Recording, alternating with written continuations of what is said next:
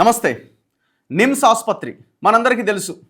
గాంధీ కన్నా, ఉస్మానియా కన్నా, private hospitals కన్నా చాలా మెరుగైన వైద్యం ఇక్కడ అందుబాటులో ఉంటుంది. చాలా కష్టపడి అక్కడ ఉన్న డాక్టర్సు, సిబ్బంది అంతా కలిసి పనిచేస్తున్నారు. ప్రజలకి మెరుగైన వైద్యం అందిస్తున్నారు. సరే, గాంధీ, ఉస్మానియా లాగా ఫ్రీ ట్రీట్మెంట్ కాకపోయినా ప్రైవేట్ హాస్పిటల్స్తో కంపేర్ చేస్తే కొంత తక్కువ ఫీజుతో అక్కడ మన రోగాన్ని నయం చేసుకోవడానికి అవకాశం ఉన్నది. సరే, అది కూడా సరిపోట్లే ఈ కెపాసిటీకి తగ్గట్టుగా. ఇప్పటికే ఇక్కడ దాదాపు ఒక 1600 బెడ్ కెపాసిటీ ఉన్నది. సరైనటువంటి ఎంప్లాయీస్ కానీ, సిబ్బంది కానీ అక్కడ రిక్రూట్ అయ్యి కూడా లేరు. ఈ నిమ్స్ ఆసుపత్రిలో ఇప్పుడు ఆంధ్ర, తెలంగాణ వాదం చాలా బలంగా నడుస్తున్నది. కారణం ఏంటి? దాదాపు 10 సంవత్సరాలు దాటి ఎప్పుడో అయిపోయింది కదా తెలంగాణ వచ్చి. మరి అయినా కూడా ఇంకా ఈ ఆంధ్ర, తెలంగాణ సెంటిమెంట్ ఎందుకు ఇక్కడ వస్తున్నది అని అంటే, ఇంకా తెలంగాణ నిరుద్యోగులకి, తెలంగాణలో టెక్నీషియన్లుగా డిప్లొమానో లేకపోతే వాళ్ళకి సంబంధించిన కోర్స్ కంప్లీట్ చేసిన వాళ్ళకి, అందులో కాంట్రాక్ట్ అవుట్సోర్సింగ్ కింద పనిచేస్తున్న వాళ్ళకి రెగ్యులర్ ఎంప్లాయీస్గా రిక్రూట్ అవ్వడానికి కానీ, ఆ కాంట్రాక్ట్ ఎంప్లాయీస్గా జాయిన్ అవ్వడానికి కానీ అవకాశం లేకుండా పోతున్నది. చాలామంది ఆ టెక్నీషియన్ కోర్స్ కంప్లీట్ చేసిన వాళ్ళు, నర్సింగ్ కోర్స్ కంప్లీట్ చేసిన వాళ్ళు నిమ్స్ ఆసుపత్రిలో ఉద్యోగాలు పొందలేకపోతున్నారు తెలంగాణ బిడ్డలు. కారణం ఏంటంటే, మొత్తం హాస్పిటల్లో ఉన్న డిపార్ట్మెంట్స్ అన్నీ, ఆల్ డిపార్ట్మెంట్స్ సంబంధించిన మెజారిటీ హెచ్ఓడీలు కానీ, ప్రభుత్వాల యొక్క ఆలోచన కానీ మన బిడ్డలను వదిలేసి పక్క రాష్ట్రానికి సంబంధించిన వాళ్ళకి అవకాశాలు కల్పిస్తున్నారు. మళ్ళీ ఇందులో ఆంధ్ర, తెలంగాణ సెంటిమెంట్ ఏంది అని మీరు అనొచ్చు. భారత రాజ్యాంగంలో ఉన్న మౌలికమైన విషయాన్ని నేను ప్రస్తావిస్తున్నా. స్థానికత అనేది ఒకటి ఉంటుంది. మనం ఇంకో రాష్ట్రం దగ్గరికి వెళ్ళి మేము అక్కడ మొత్తం మేమే ఆక్యుపై చేస్తామంటే కుదరదు కదా. ఎక్కడైనా ఉంటుంది అది. ఇక్కడ నుంచి కాకపోతే ఏంటంటే కొంత శాతం వాళ్ళకు ఉండొచ్చు. స్థానికత అన్న అంశం మీద వాళ్ళకి ఎంత శాతం, మనకెంత శాతం, మన మెజారిటీ వాటా ఎంత మనకు ఉండాలి కదా. అది నిమ్స్ ఆసుపత్రిలో కనబడట్లేదు. అయితే రాబోయే రోజుల్లో, అంటే నెక్స్ట్ నిమ్స్ ఆసుపత్రిలో ఇప్పటికే ఒక జీవో నోటిఫికేషన్ వచ్చింది. 2017లో జీవో నెంబర్ 42 ద్వారా దాదాపుగా 873 పోస్టులు శాంక్షన్ అయినాయి. 873. ఈ 873 పోస్టుల్లో 90 మంది డాక్టర్ పోస్టులకు సంబంధించిన నోటిఫికేషన్ వచ్చింది. ఓకే, మిగతావన్నీ ఆల్మోస్ట్ ఒక 270 పోస్టులు, ఇవన్నీ కూడా టెక్నీషియన్స్ అండ్ నర్సులు, వీళ్ళకి సంబంధించిన పోస్టింగ్లు. ఎంత? దాదాపు 790 పోస్టులు. ఈ 790 పోస్టులన్నీ కూడా టెక్నీషియన్లు, స్టాఫ్, నర్సులు, వీళ్ళకి సంబంధించిన పోస్టులు. ఈ పోస్టులు ఎవరికి ఇవ్వబోతున్నారు?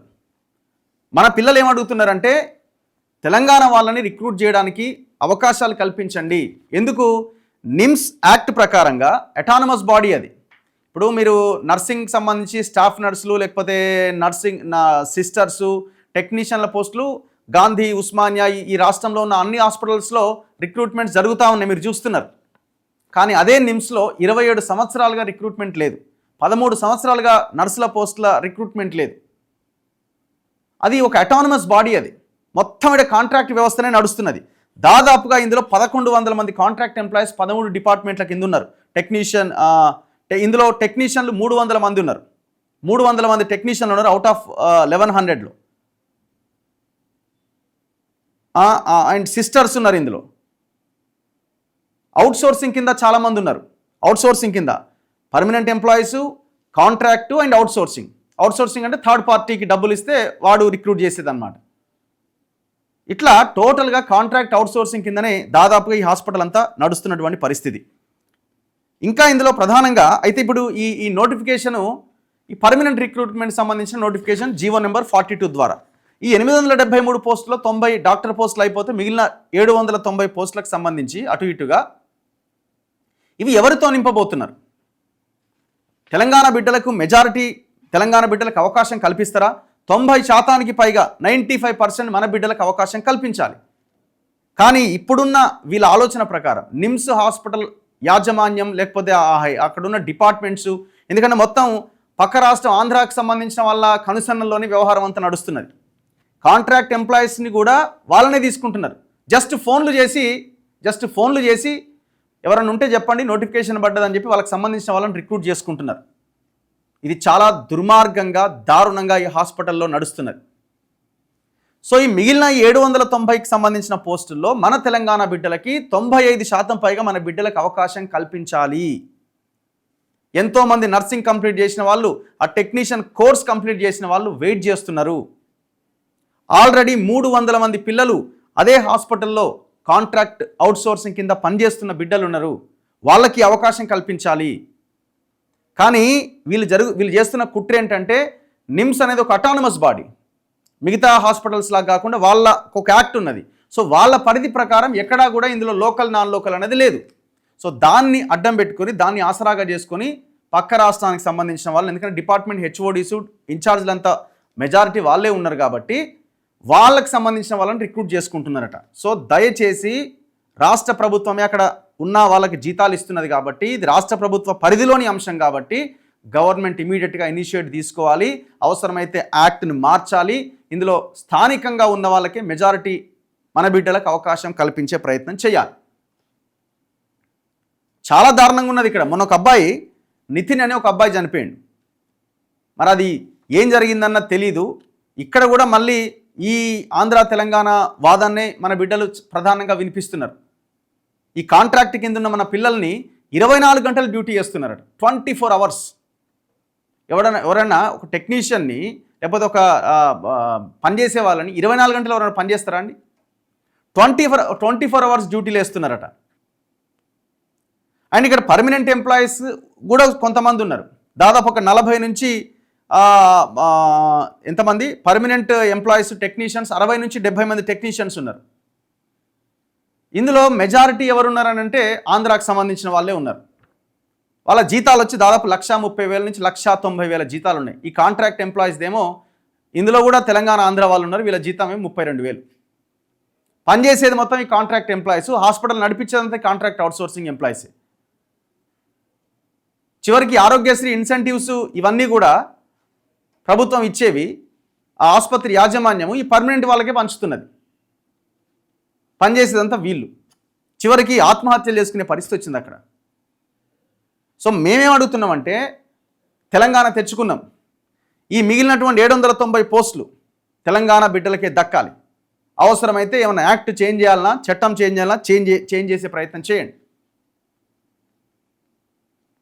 ఈ ఇంకా దారుణం ఏంటంటే, అంటే వీళ్ళు మనకి ఇంటర్నల్గా మనకి చెప్తున్నటువంటి సమాచారం, నేను కూడా ఒక 10-15 మందితో మాట్లాడితే వాళ్ళు చెప్తున్నది ఏంటంటే, అన్న మాతో గొడ్డు చాకరీ చేయిస్తున్నారు. వాళ్ళేమో ఎల్ఐసీల ఏది మన ఏమంటారు కదా, మన ఎల్ఐసీలు చేయించుకుంటా, చిట్టీలు వేయించుకుంటా వాళ్ళేమో బిజినెస్లు చేసుకుంటున్నారు పర్మనెంట్లో కొంతమంది, ఒక 5-10 మంది అని వాళ్ళు చాలా ఆవేదన వ్యక్తం. ఒక అబ్బాయి సూసైడ్ చేసుకున్నాడు. అబ్బాయి మీద దొంగతనం కేసు పెట్టి అలిగేషన్ పెట్టి అబ్బాయిని తప్పుగా చిత్రీకరించే ప్రయత్నం కూడా జరుగుతున్నది. మరి గవర్నమెంట్ ఏం చేస్తున్నది? 10 ఏళ్ల తెలంగాణ కేసీఆర్ ప్రభుత్వంలో వ్యవస్థనే ఇదంతా. ఇప్పుడు మీరు వచ్చారు కదా, మరి ఏది చేంజ్ ఏది? ఆ మార్పు కోరుకుంటున్నారు. తక్షణమే ఈ రిక్రూట్మెంట్ ప్రాసెస్ జరగాలి. ఎస్సీ ఎస్టీ బ్యాక్లాగ్ పోస్టులు లేవు, ఏమైనా అమ్ముకున్నారా అడుగుతున్నారు.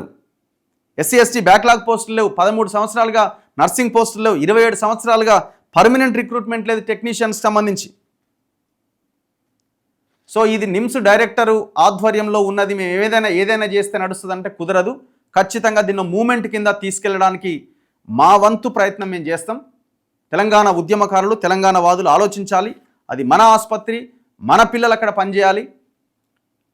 ఖచ్చితంగా ఎవరికి ఎంత రిజర్వేషను రాజ్యాంగం ప్రకారంగా ఎంత శాతం కల్పించాలో మీరు మిగతా రిక్రూట్మెంట్ ప్రాసెస్ అంతా ఎట్లుంటుంది స్టేట్ గవర్నమెంట్లో, ఆ విధంగా మీరు కల్పించే ప్రయత్నం చేయండి.